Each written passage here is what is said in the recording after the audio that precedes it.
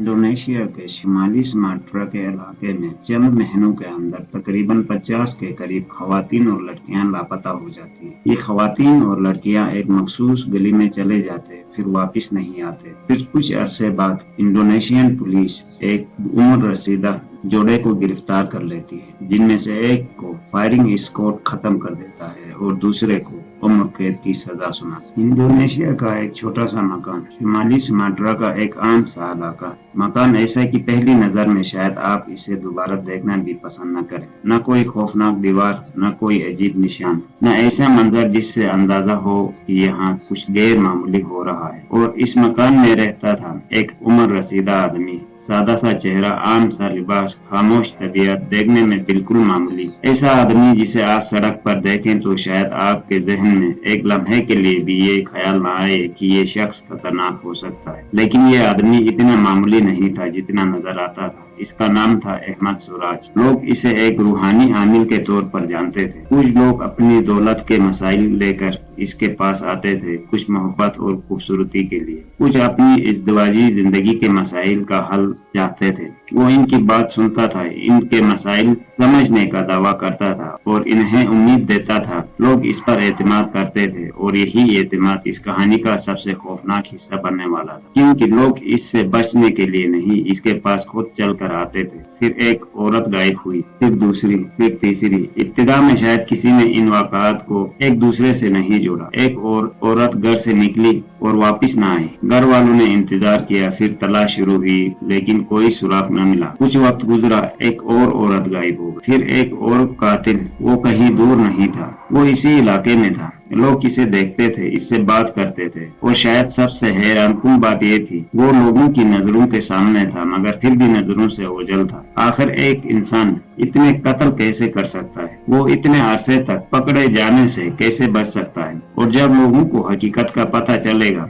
तो वो अपने सामने मौजूद इस आम से आदमी के बारे में क्या सोचेंगे? ये सवाल अभी बाकी थे। लेकिन फिर 1997 में एक औरत गायब हुई। इसका नाम था देवी। इसके घर वाले परेशान हुए, वो इसे तलाश करने लगे। दिन गुजरते गए, लेकिन देवी वापस नहीं आई। पुलिस ने इसकी गुमशुदगी की तहकीकात शुरू की और फिर एक अहम बात सामने आई। देवी को आखिरी मर्तबा अहमद सुराजी से मिलने के बाद देखा गया था। अब पहली मर्तबा पुलिस की तवज्जो इस आम से नजर आने वाले आदमी की तरफ गई। पूछताछ शुरू हुई, सवालात किए गए, जवाबात दिए गए, लेकिन पुलिस अभी तक ये नहीं जानती थी कि वो किस चीज के करीब पहुंच रही है। फिर देवी की लाश एक गन्ने के खेत के करीब से मिली। अब मामला बदल चुका था। ये सिर्फ गुमशुदगी नहीं रही थी, अब एक लाश मौजूद थी, एक आखिरी मालूम राबिता मौजूद था और एक मुश्तबह शख्स मौजूद था। अहमद सुराजी। पुलिस ने इसे गिरफ्तार कर लिया। तफ्तीश के दौरान पुलिस को ऐसे शवाहिद मिलने लगे जिन्होंने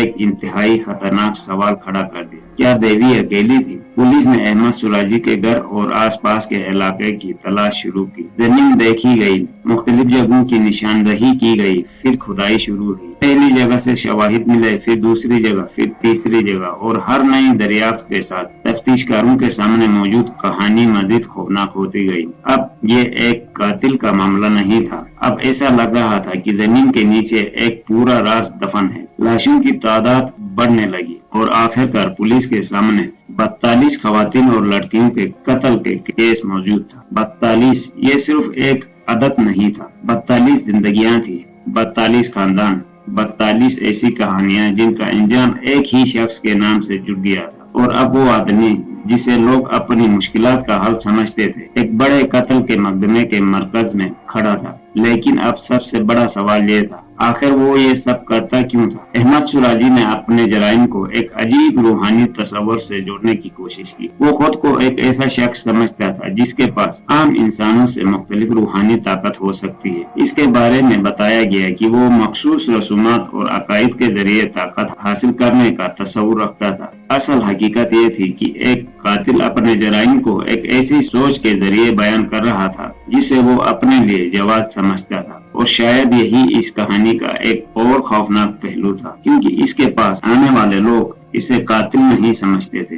वो इसे आमिल समझते थे। वो समझते थे कि शायद वो इनकी मदद कर सकता है, किसी को दौलत चाहिए थी, किसी को मोहब्बत, और फिर वो वापस नहीं आते थे। अब पुलिस के पास शवाहिद थे, मुकदमा था, अदालत तक पहुंच चुका था। 1998 में अहमद सुराजी को 42 खवातीन और लड़कियों के कत्ल के मुकदमे में मुजरिम करार दिया गया और इसे सजाए मौत सुना दी गई और इसकी बीवी को भी सजाए मौत सुना दी गई। बाद में इसकी बीवी की सजा कम करके उम्र कैद में तब्दील कर दी गई, लेकिन अहमद सुराजी के लिए यह फैसला बरकरार रखा गया। अब इसके सामने एक लंबा इंतजार था। 10 जुलाई 2008 की वो रात जब अहमद सुराजी की कहानी हमेशा के लिए खत्म होने वाली थी। इसे जेल से निकाला गया, सिक्योरिटी सख्त थी, आखिरी मराहिल मुकम्मल किए गए और फिर फायरिंग स्क्वाड के सामने इसकी सजाए मौत पर अमल दरामद किया गया।